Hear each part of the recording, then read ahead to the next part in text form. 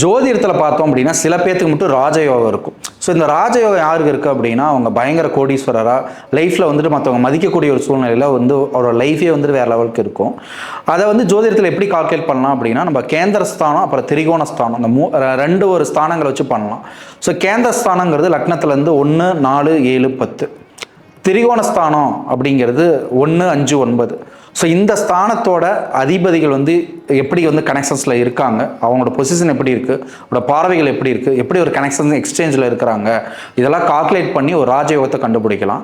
Suppose அந்த ஜாதகத்தில் ஒரு ராஜயோகம் இருக்குது அப்படின்னா அவங்க லைஃப்பில் மற்றவங்க எதிர்பார்க்காம உங்களுக்கு ரெஸ்பெக்ட்டுங்கிறது ஜனன காலத்திலே அமைஞ்சிரும். ஸோ பிறவிலேயே அவங்க ராஜயோகத்தோட பிறப்பாங்க.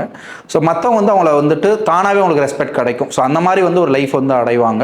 ஸோ ஒரு பெரிய ஒரு பிஸ்னஸ் பீப்புளாக ஆகலாம், மற்றவங்க மதிக்கக்கூடிய ஒரு சூழ்நிலை இருக்கலாம், அவங்க எடுக்கக்கூடிய டிசிஷன்ஸை நிறைய பேர் ஃபாலோ பண்ணக்கூடிய வந்து ஒரு சூழ்நிலை இருக்கும். அதனால தான் இந்த யோகத்தை ராஜயோகம் அப்படின்னு வச்சுருக்காங்க. ஒரு ராஜாவோட பொசிஷன் எப்படி இருக்குமோ அது மாதிரி எல்லாருமே அவங்களுக்கு கீழே வேலை செய்கிற மாதிரி ஒரு பெரிய லெவலில் லைஃப்பில் வந்துட்டு ஒரு வாழ்க்கைங்கிறது அமையும்.